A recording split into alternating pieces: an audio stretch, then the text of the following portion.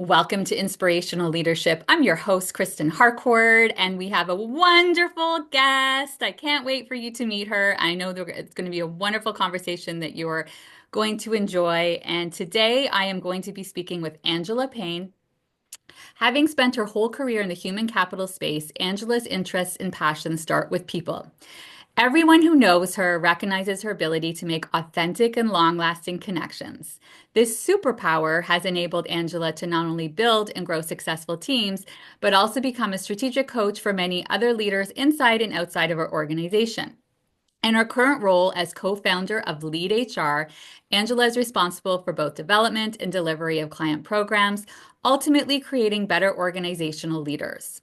Her recent engagement as the National Board President for Lean in Canada, a not-for-profit organization and community of professional women which empower each other to build purposeful and fulfilling careers, empowered her to set the vision, develop the strategy, enable the growth for their nationwide chapters and circles initiatives.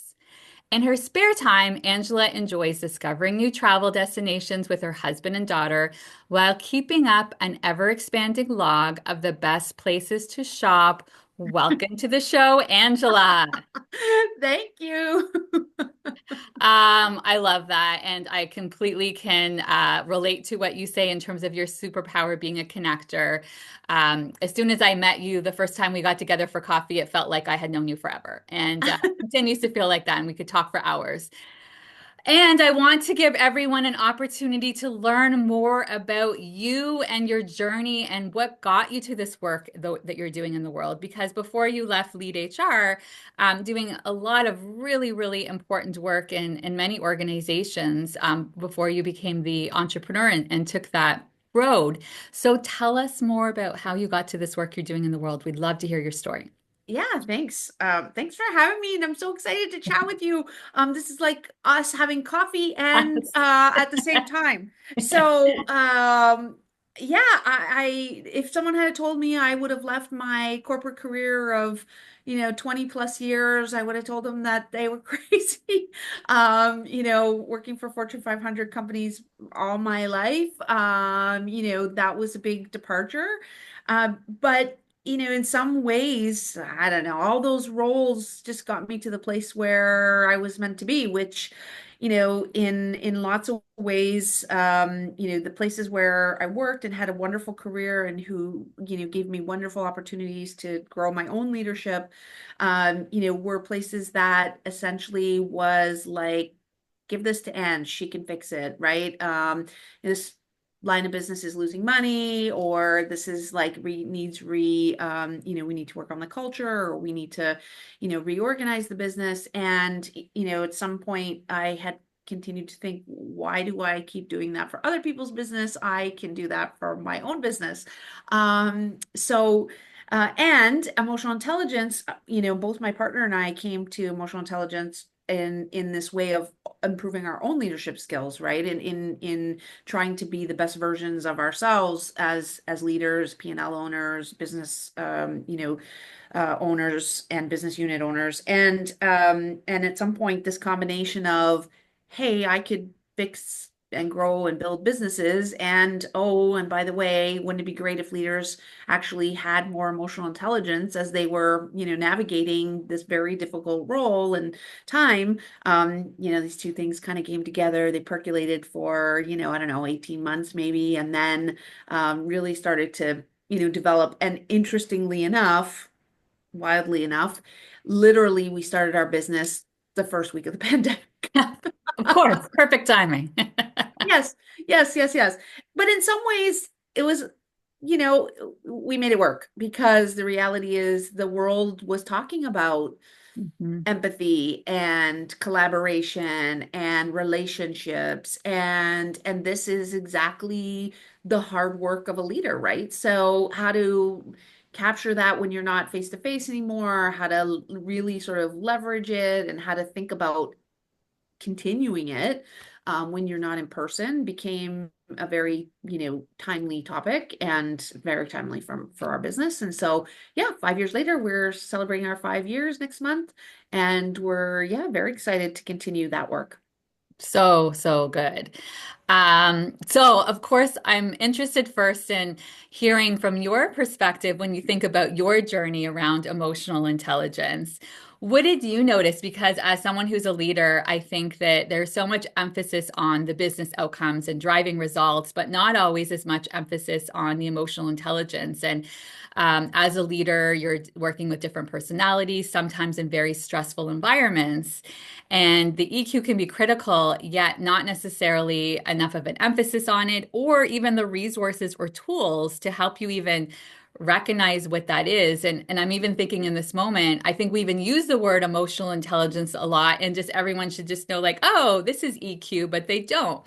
So, kind of twofold, I'm curious from your perspective, where did you notice perhaps you really thrived and had some strengths in EQ? And then where did you see some opportunities for development for you on your specific journey? And then maybe tell us a little bit more around how you would describe emotional intelligence. Yeah, maybe I'll start with that because I think you're right.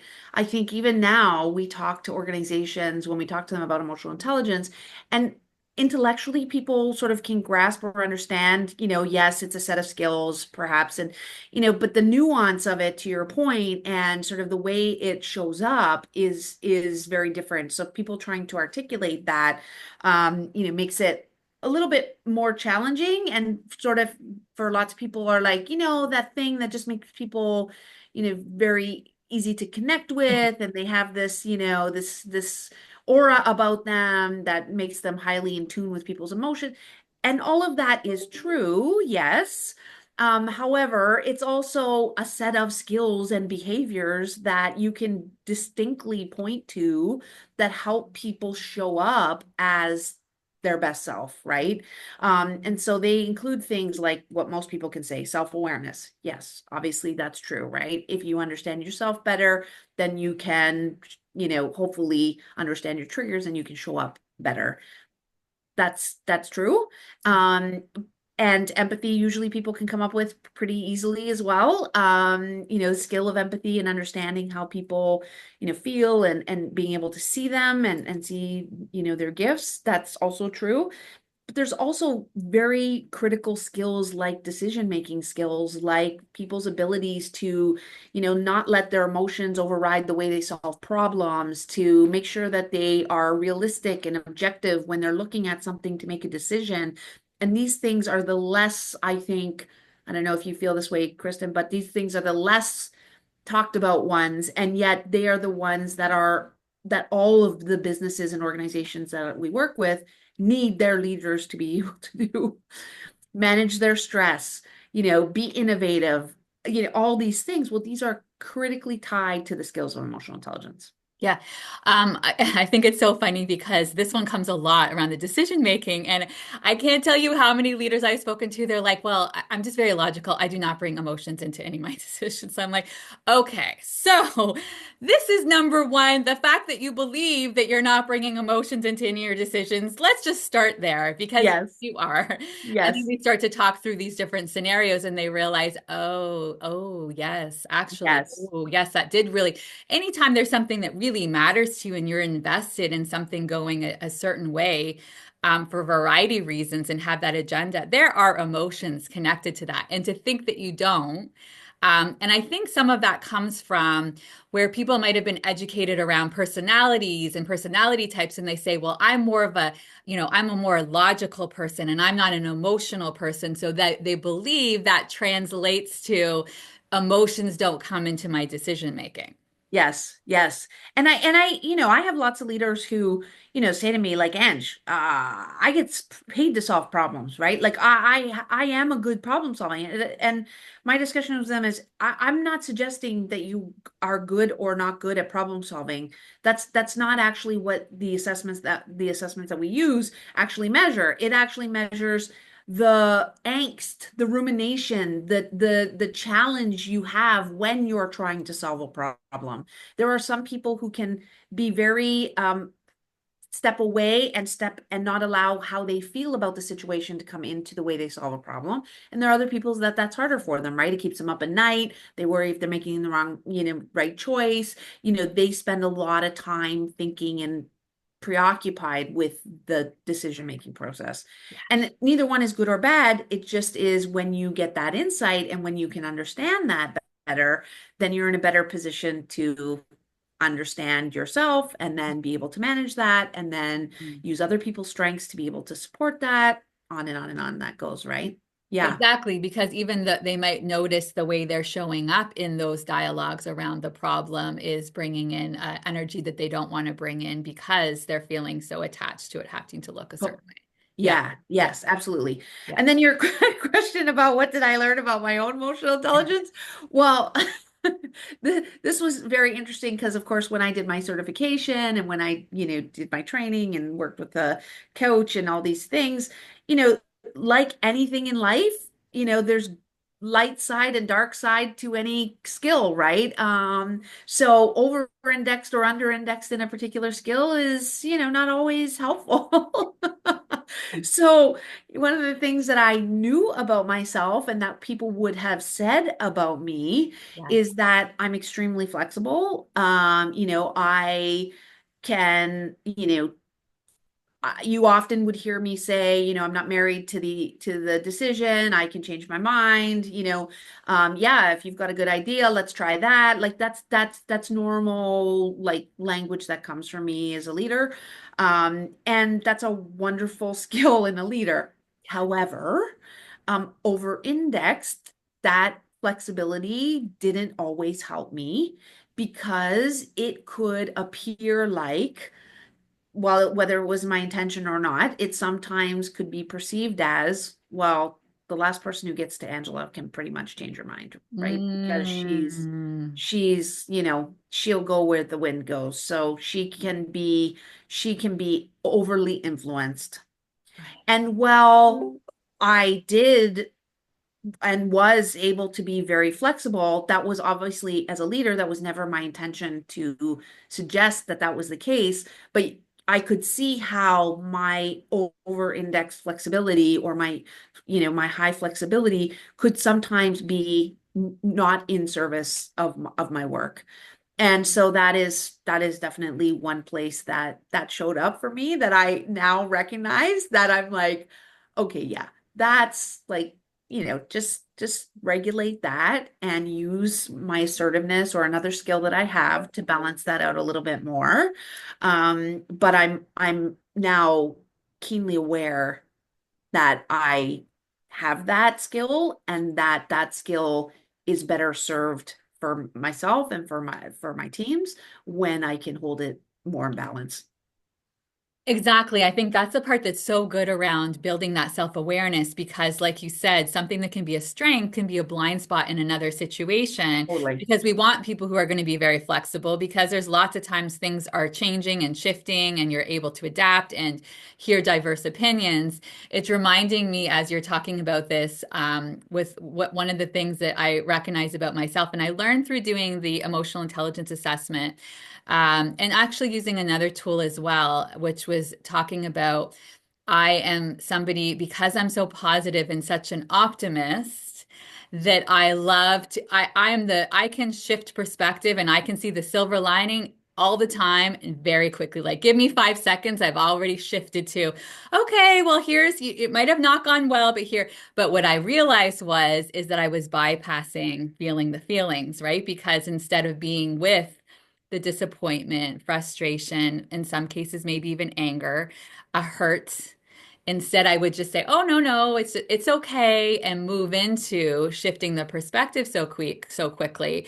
And it's encouraged, right? Like you get told all the time, reframing is such a wonderful skill. So not only was I able to do that very quickly, but it was something that I was recognized and supported and given a lot of credit and Yes, yes. emphasize on the fact that I could reframe so quickly, but then realize, okay, there's times where I wasn't giving myself space to process and be with the emotions.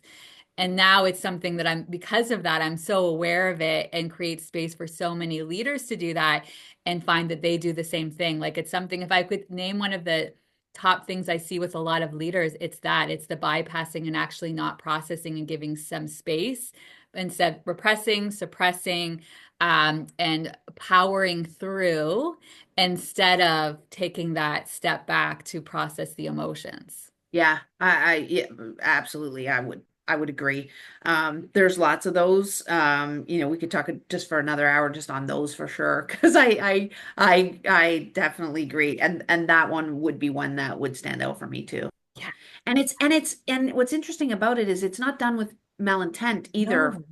It's done with this idea of we got to move, right? We have objectives to meet, and we have, so I don't have the time nor the luxury to sort of be dwelling in this what appears to be like, oh, lamenting about what the, and yet in fact, probably the what seems like the long route is the route that will get you where you need to go, because somebody perhaps just needs a moment, and it won't be some long drawn out thing, but yet it feels like, oh, if I go down that road or I open that Pandora's box, oh boy, like Maybe.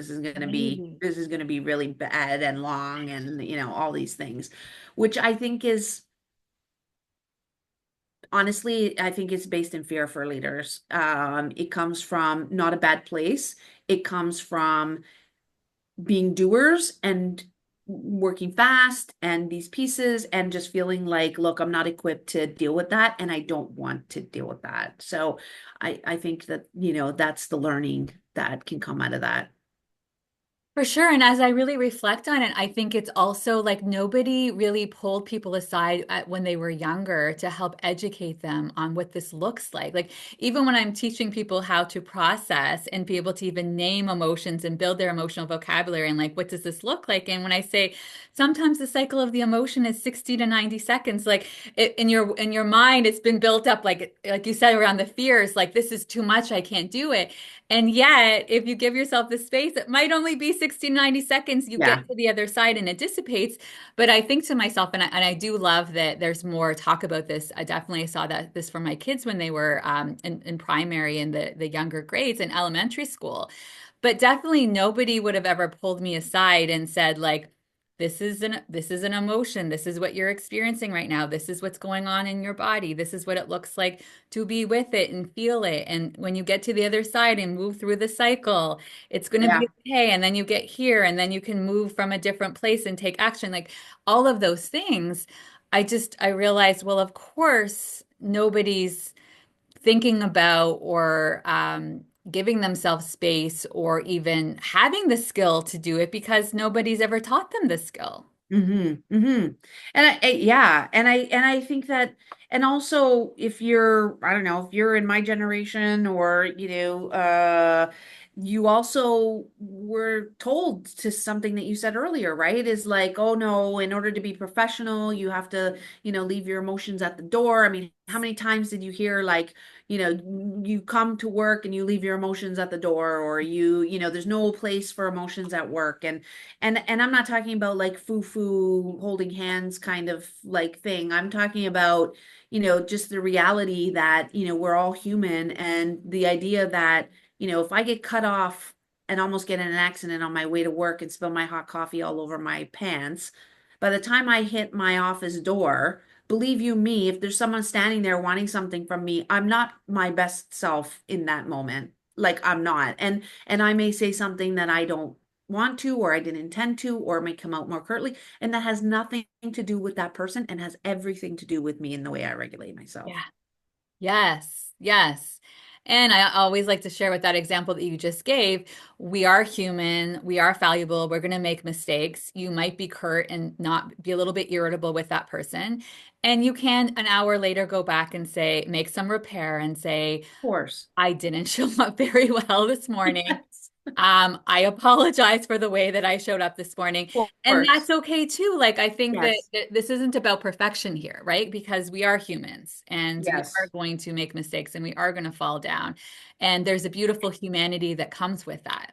Yeah. And this idea that nobody expects the leader to be perfect. In fact, if I think about the leaders that I had the most respect for, the ones that I appreciated the most in my career, were leaders who we're actually far from that, but we're actually human, and help me appreciate the fact that I could also make mistakes and it would be okay. I could also fall down and admit that I didn't do it exactly the way I wanted and do a do-over on it, and that would be all right. Or that I did something really great and it was okay for me to say that that was great. Like, so, and I think as a female leader, as a woman leader, that's maybe unlearning or learning that we do. Maybe for me was learning that I was doing, but like those were the ones that made most impression on me, not the ones that I was like, oh, they're so exceptional. I could never be, or I could never live up to whatever that standard was. Those ones were not my inspiring leaders. The ones that were actually helped me see that I could be me were actually the ones that I felt most connected to. And I would Yeah, say I don't think that I'm alone in that right. thinking. Right.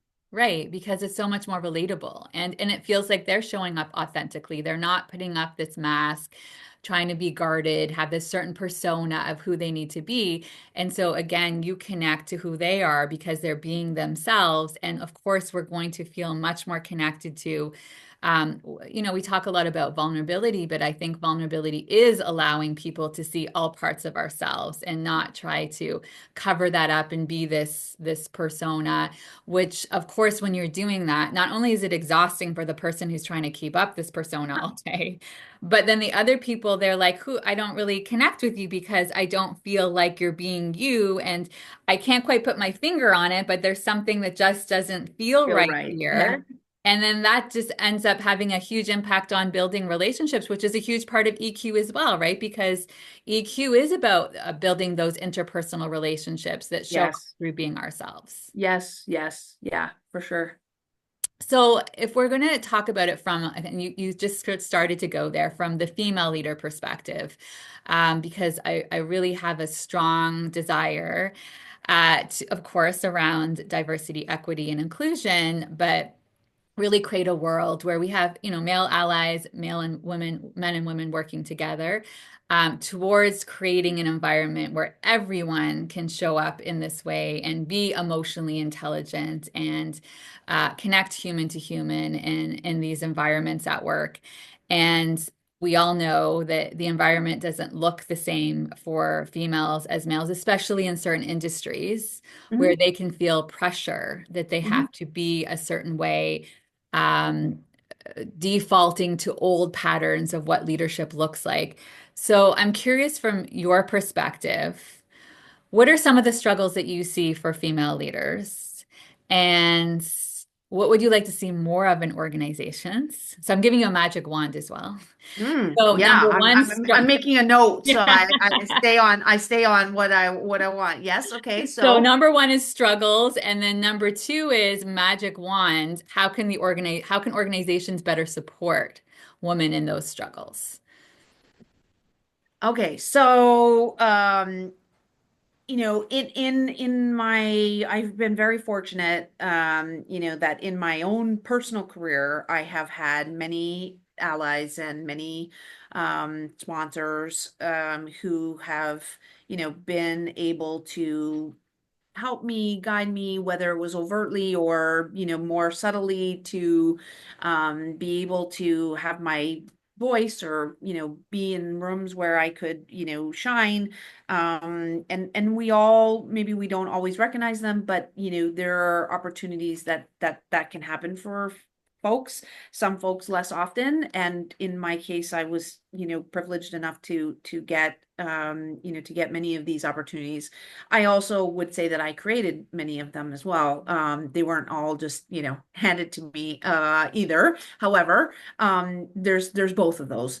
I see, my work at Lean In. So you mentioned it when you introduced me. I spent several years as the board chair of Lean In organization, which is, 9,000 women in Canada. And there's all varieties of women in that group, right? So everything from, new immigrant women to women with degrees, very educated, corporate experience, entrepreneurial experience, women who are coming out of school, have tons of degrees and education behind them, like just every possible version of a beautiful woman that identifies as a woman that you can imagine. And what I noticed in those groups is that not all, and so I don't want to generalize, but there was a lot of always discussion around, how to use my assertiveness in a way that is seen in the way I intended to. So being able to say what I want to say in a way that I intended to be delivered. How do I, ensure that I can, get mentors and sponsors. So I felt it was, this idea of showing up as the strong person that they are and then getting the right kind of support they need. If I was to put it in kind of two buckets, that would be those two buckets. That would be what we spent, what I spent most of my time talking to. And then if I had a magic wand around that, so I talk to ERG groups around the world. And I do some work in Sri Lanka and some other countries, which I find so interesting around how women show up in some other countries and also in Canada versus in the US or North America. And I think, what my magic wand would help all of us women see is that, you know, yes, we, like any other group of deserving folks, have challenges and have, things that we're trying to improve and don't have leadership all figured out. But all of it is okay. Like that, all of it is all right. And so the magic wand would be to not be apologetic about what you want or what you want to go after. That somehow that it's too much of an ask, or it seems unrealistic, or whether it's because you don't want to have children, or it's because you want the CEO job and you want to tell somebody you want it, to you're the head of your household and you make more money than your partner, or that you have, small children and you're not the primary caregiver. Like all of that is perfectly fine. And these roles that we put ourselves in, or the mental load we carry, or the feeling we carry about that is sometimes so much larger or looms larger in our head than it should take up space for. And I know that that's easy to say, and I'm not suggesting that it's easy, but I'm just suggesting that, comparing yourself, comparing that we do sometimes as women is just, ugh, it's terrible. It's really terrible. And even Yes. very successful women do it. So it's not Yeah. for the ones who are not. It is like every one of us does it. Yes. And it is terrible. Yes, yes, amen. I mean, what I hear with what you just said is, first of all, just owning it, owning who you are, recognizing when these limiting beliefs are showing up that aren't actually being driven by someone giving them to you. These are limiting beliefs. Now, where did the limiting beliefs come from? Culturally being conditioned, but recognizing those are Sure. not true. And then I also hear to stop contorting into these things of who you think you need to be, of what people are telling you you should be, and really, really, really leaning into self-trust, hearing your inner wise self and your most resourceful self and what you truly want, and going after unapologetically.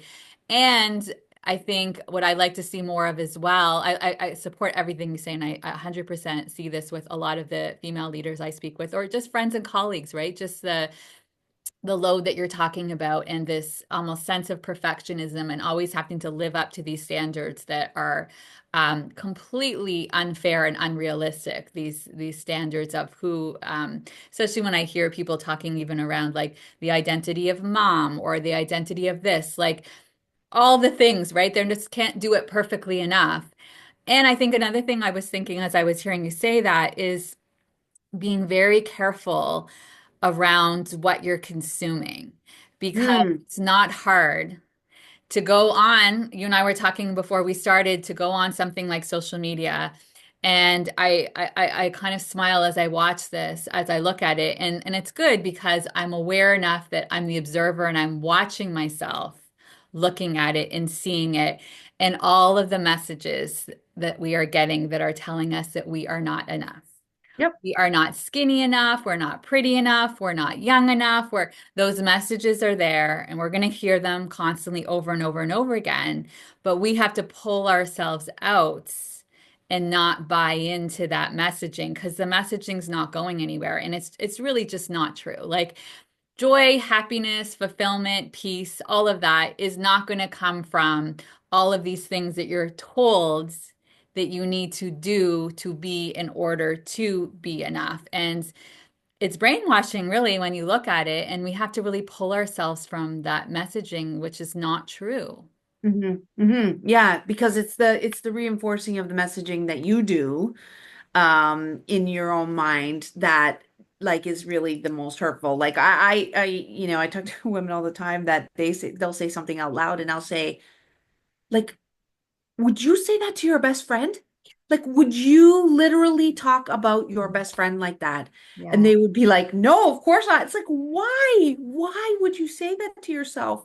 That is, no one is going to stop you from doing that. And if you repeat it enough times, whether you think you will believe it or not, believe me, you will believe it. And it is really not helpful to you. So, having also friends and other women or a community of women, which is why I love my lean in work so much, that can catch you or see you in those moments and help you in that sisterhood to you know to point out perhaps when you lapse into these areas where they're not really helpful for you. And we all do them. It's not like, it's somebody is so much like immune to it. That's not the case.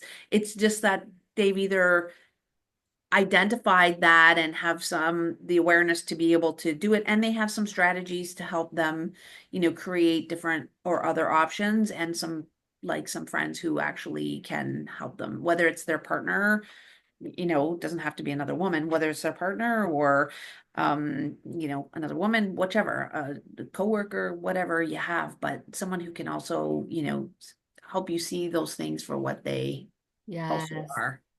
Yeah, I am. I'm such a big believer in community when it comes to women surrounding themselves with healthy, empowering communities where we do have people reflecting back and seeing sometimes things in yourself that you can't see in yourself and championing one another. Oh my gosh, such a gift. It's such a gift. And I do a Step Into Your Moxie program, which is all about speaking up and influencing and really being able to step into the fullest expression of your leadership and really connecting head and heart and all of the EQ. And I have to say, what I love the most in these sessions is, first of all, recognizing everyone feels so much less alone because they realize everybody's having that same voice in their head going on all day and they thought it was just themselves. And then they realize that the same struggles that they're experiencing, others are experiencing. But then again, to go back to this championing, I mean, it's been amazing where we get into this deep, beautiful vulnerability, and people do step up and say, okay, if I'm really being brave and courageous and owning it and stepping into what I truly want, I want to be the next CEO in the next 10 years. I want to go do this thing. I want to travel the world, whatever that thing may be. And being able to say it out loud and then have people witnessing it as they're saying it out loud and really celebrating that. It's even as I talk about it, I'm feeling the goosebumps and the energy as if I'm in that room right now. It just is, it's a magical thing when we can get women together in a room like that because I think they just up level each other. Yeah, for sure. For sure. For sure. And you said something that, tweaked me about, coming full circle on that piece, which is that, even in the leadership and EQ, like in the leadership space, whether male, female, like, woman or male, woman or men, nobody has that figured out. it appears like, you may look at someone and go, oh, they're like amazing. That's like so good.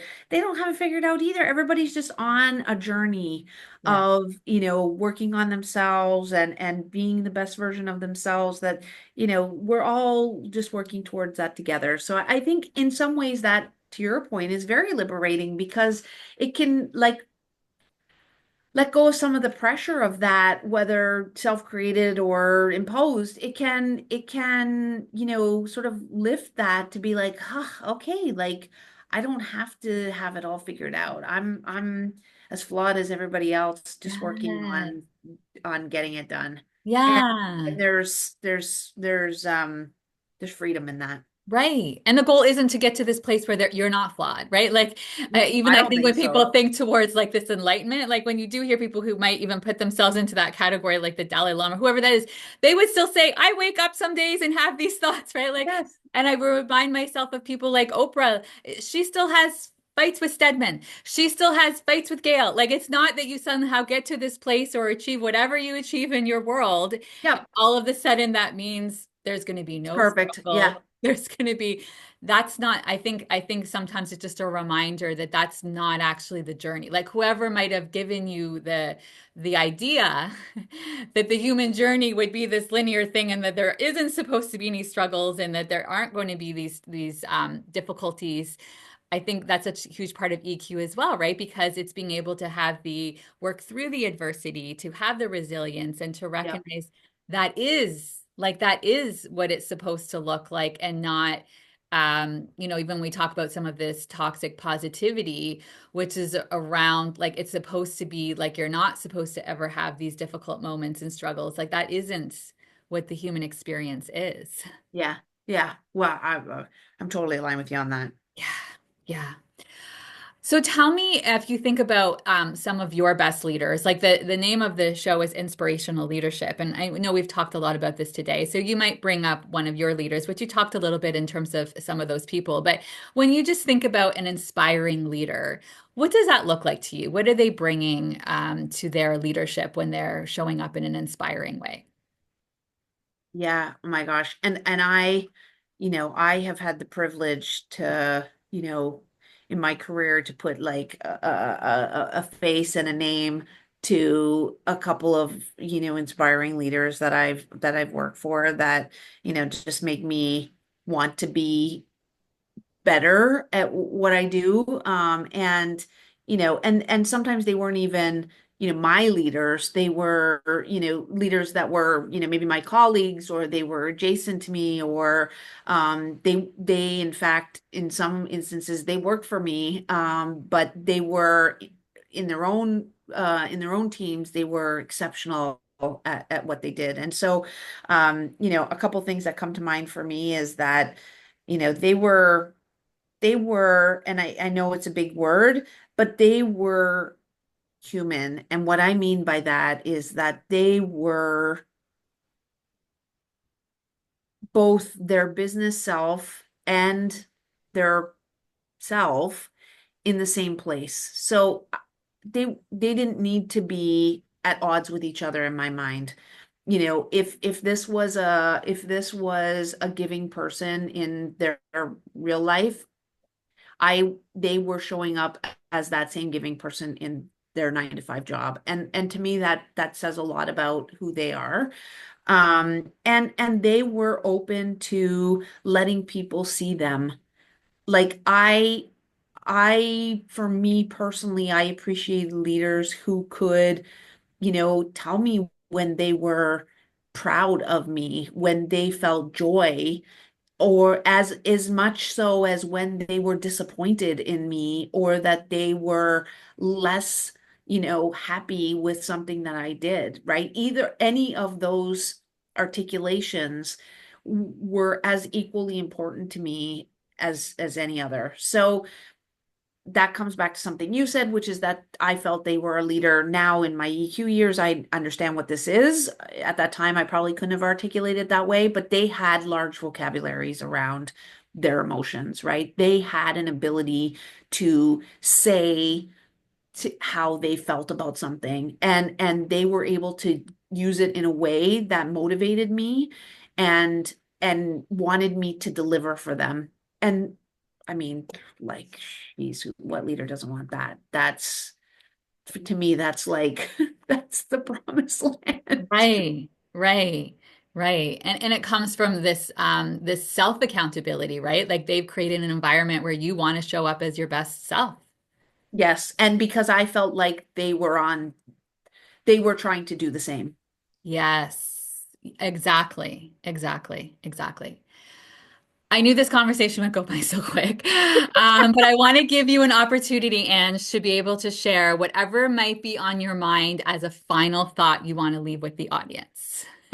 Oh, gosh, I didn't prep for that one. Let me think.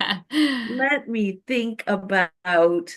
That's a good question. When I do these, I don't often get asked that. So, for me, I just maybe want to recall a couple things that we, said, which was around this idea that it's a journey, it's not a destination, right? Whether it's your own emotional intelligence or your own, sense of actualizing your purpose and meaning and whatever that is, and being the best leader that you can be, the best partner you could be, the best mother, daughter, sister, whatever that you can be, know that there's a long and winding path to that, right? And that by grace you have a long life to be able to work on that. And that is the beauty of our journey. And so I think that, where we can help each other, that that is that's what my purpose is to be here for. So I would even encourage that if you have people who are listening to this who need something from me, from my network, who see my background, who have a need or have a question, please, I encourage them to reach out. Then they can do it through LinkedIn, they can do it through my business page, any one of those places, and I'd be happy to continue the dialogue or be helpful, I add love value. it. Because I was just about to ask you, where can people learn more about you? So they can come connect with you on LinkedIn, and then I will Yes. have this in the show notes. But what's your website for the business? It's LeedHR, LeedHR.com. So that's where our LinkedIn page is. It's also where my website is. You can sign up for our content if that's what you want to do, to get EQ work out of there. But yeah, absolutely. Moreover, if you have something that you need or something that I can be valuable to you for, please feel free to reach out. Your generosity is already showing up so beautifully. Thank you so much for being here and being part of this conversation today. Thank you, Krista, for the invitation. It was nice to chat with you. And for everyone, wherever you are in the world, we're saying good morning, good afternoon, good evening, sending tons of love. And if you would like to learn more about the work that I do around emotional intelligence and building more confident leaders when it comes to one-on-one coaching, training, and keynote speaking, please get in touch. I'd love to have a conversation. And if you enjoyed this episode, share with others because the more we get this in front of others, the more opportunity the podcast has to have a wider audience. So anything you do in terms of sharing, liking, writing reviews is greatly appreciated. Thank you so much, You. everyone. Bye.